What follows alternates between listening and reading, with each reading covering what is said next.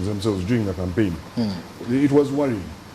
It made many people think Uganda was going to stop at a certain point. For us as a business community, of course, it affected some of the work that we're doing. I can tell you, for instance, right now we have some work at our plant. It's supposed to be done by certain professionals who do not work or live in Uganda. Okay. They became scared of coming back into the country. They actually left because of elections, because of the sounds they were hearing, and they said, let's wait. When the situation has settled down, we'll come back. Okay. So that means we've lost about 2 months of potential production, simply because people were threatening violence, war, and making noises that are negative. Okay. Yeah.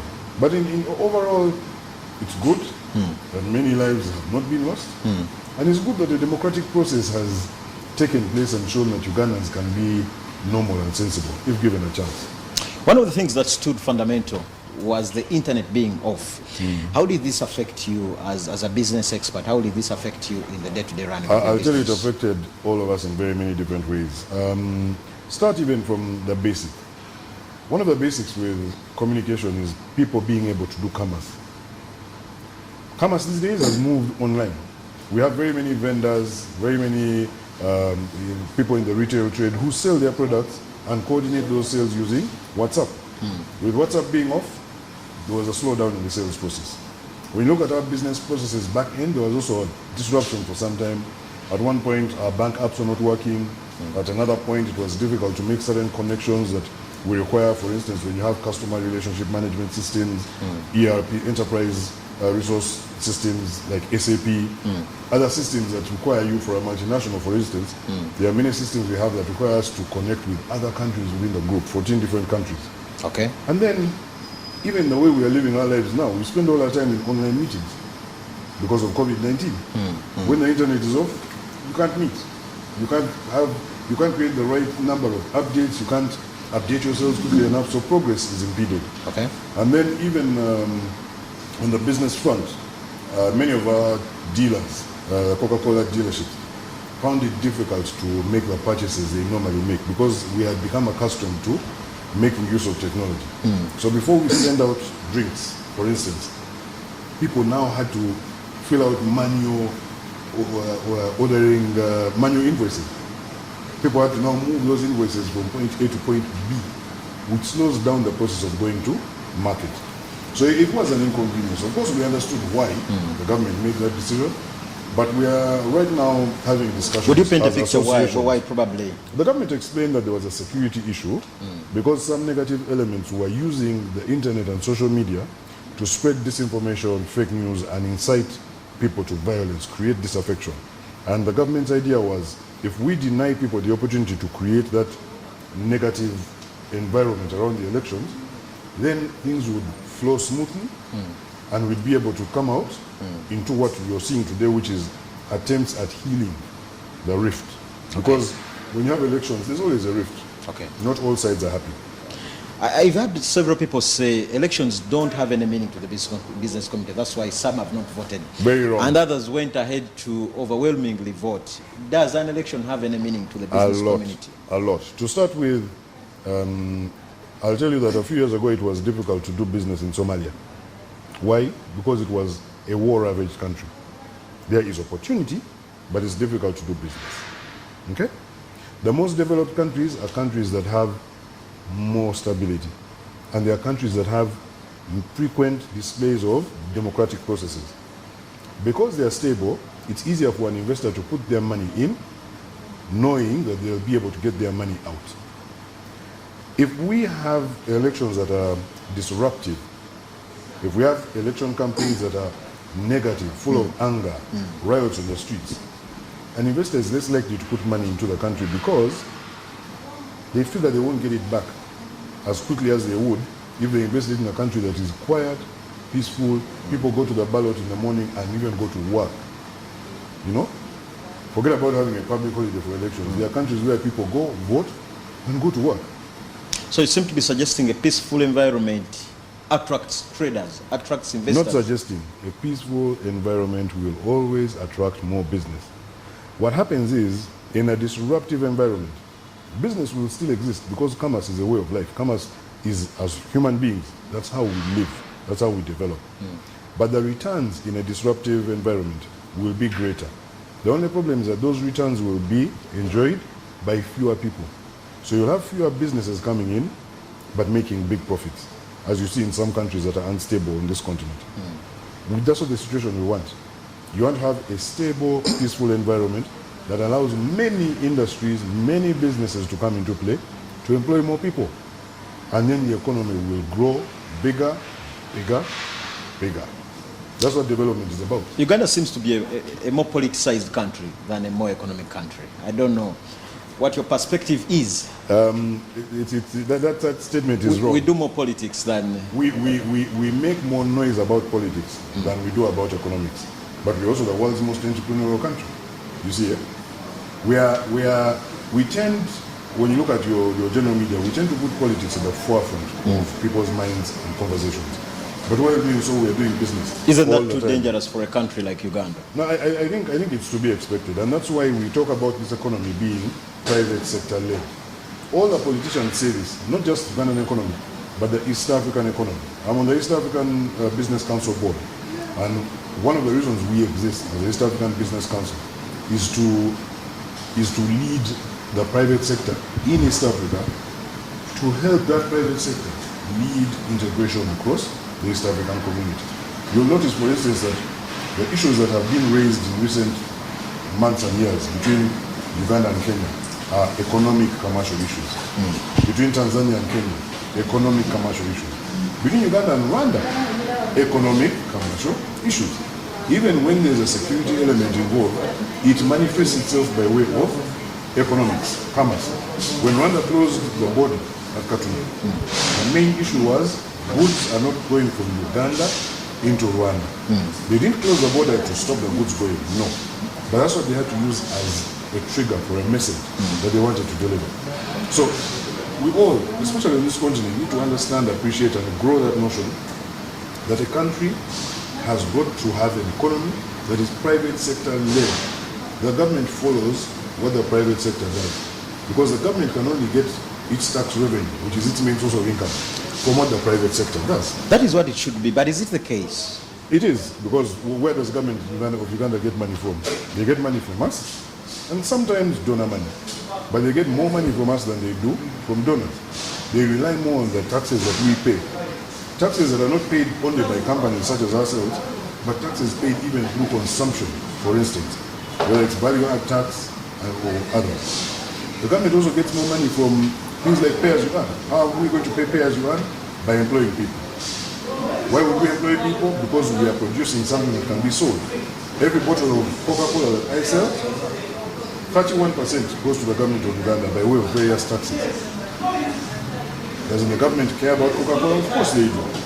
And that's how the economy is supposed to run and go. 5 years of President Yoweri Kaguta Museveni from 2021, 2022 to the economy. How is the economy going to be, in your perspective? Is it going to be harder, or is it going to be very easy?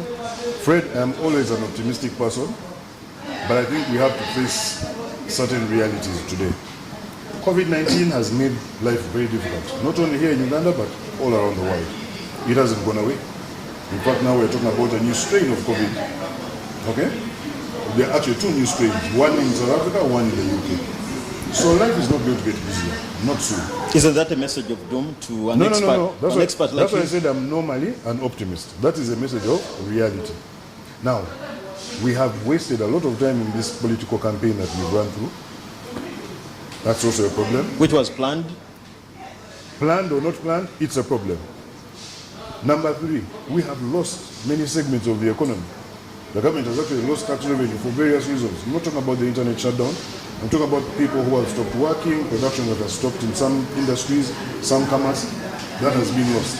So we are starting from a lower point. It's going to be hard to recover. What the government needs to think about, with our help, in partnership with the private sector, is how do we recover? How do we cut costs, for instance, so that the government is more efficient and doesn't have to rely on the same level of taxation? How do we produce more so that we can give the government more taxes or the same amount of taxes? Today I can tell you that we're paying less. All these companies are paying less because we are earning less. Many companies are actually producing less. Some companies have started talking about exiting. People have lost their jobs, they are not earning pay as you earn, so obviously they are not making a contribution. So during these 5 years, whereas it's going to be difficult, we have grit. Difficulty brings opportunity. Difficulty means you work hard. And that's what every Ugandan needs to understand. You don't feel that you're doomed. You don't give up. You get up and work harder. Because the more difficult things are, the more opportunities exist. And the law of the jungle states that only the tough survive. Yeah. But it's the responsibility of government to make sure that everyone survives. No, it is not. This is a mistake Ugandans make sometimes. It's the responsibility of the government to create an atmosphere, maintain an atmosphere that enables us to survive and thrive. If we sit down and say we're waiting for the government to make us survive, we are going to die. We have to survive. We have to thrive. In order to do so, we have to work hard. All of us in this country. Each and every one of us as an individual. Each company has to do the work that is assigned to it, the work that it invested for, in order to make profits and grow. Actually, if the target is survival, then we have a problem as well. Our target should be growth and development. Sometimes in order to grow and develop, you cut costs. Okay? You cut back in order to grow and develop. It's like when you're raising a plant, there are times you prune, you cut off some branches, get rid of a few flowers to allow it to bloom. That's what we need to be thinking about now. All of us as individuals and as companies, as business, and obviously the government as well. If I'm to base on your assertion, so what is the responsibility of me, Fredo Muntu? What is the responsibility of now? Fredo Muntu, what is my responsibility? Fredo Muntu, number one, let's focus on the correct things. Like you said, we talk a lot about politics. We have finished that phase. Now let's talk about the economy. How does this economy recover? Let's look for opportunities. Let's share those opportunities with Ugandans. Let's show them what they can do, where they can do it. Where are the opportunities? Look, I'll give you a very simple example. Coca-Cola, we produce a fantastic juice called Minute Maid. Minute Maid juice, one of our variants, has mangoes. How many people have come to knock at the gate or sent an email to Coca-Cola to ask how many mangoes should I supply? What type of mango should I grow? How long does a mango tree take to grow and fruit? 2, 3 years? If you start planning now, how do you know you won't be able to supply mangoes for Coca-Cola's Minute Maid? These are the thoughts that people need to be having. Very few people understand where these things come from, but all these industries are open. The NRM government has just won an election. Their manifesto has certain promises. How many people have read that manifesto to say this is where the promises are? This is what the government intends to do, therefore you do this. And Fred Omutuwabulijo, you have access to that manifesto. Fred, the business journalist, actually has a platform where you will show people, do this, go here, there's a coaching. You see it? That's the attitude that as a country we need to take.